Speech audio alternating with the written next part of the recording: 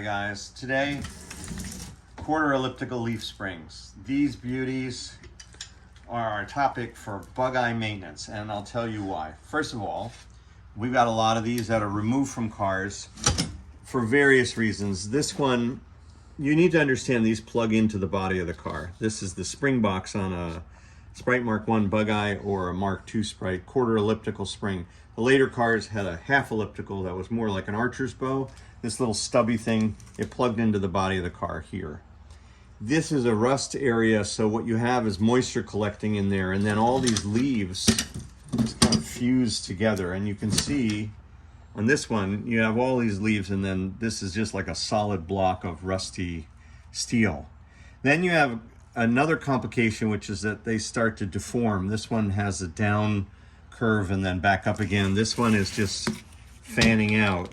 You should be able to see it's just sort of lifting, and then dirt sort of is rotating off the wheel and might get in under here, and this whole assembly is kind of an opportunity for problems, but that's how they did it, and it does work.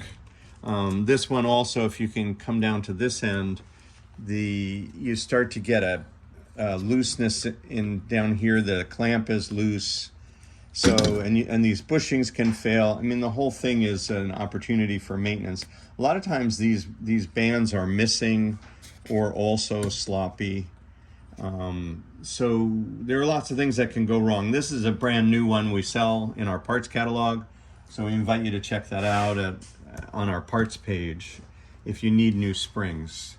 But today's topic really is maintenance. So how do you maintain this? Well, you know, if you're looking at your car on the lift, you want to check this out. Are any of these loose? Are they sliding around?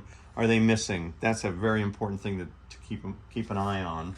You know, this one you can see there's 3 clamps, 2 and 1 new one.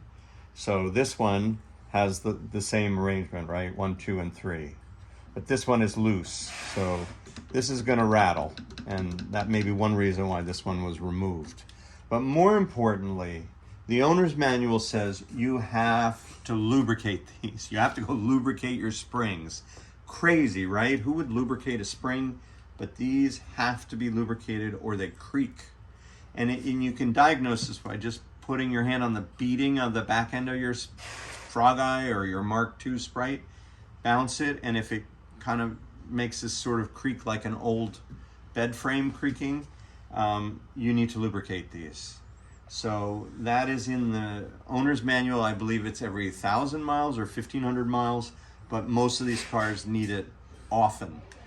From the cars that come in here, creaking is pretty normal. So we're constantly spraying them, and you use a spray lubricant.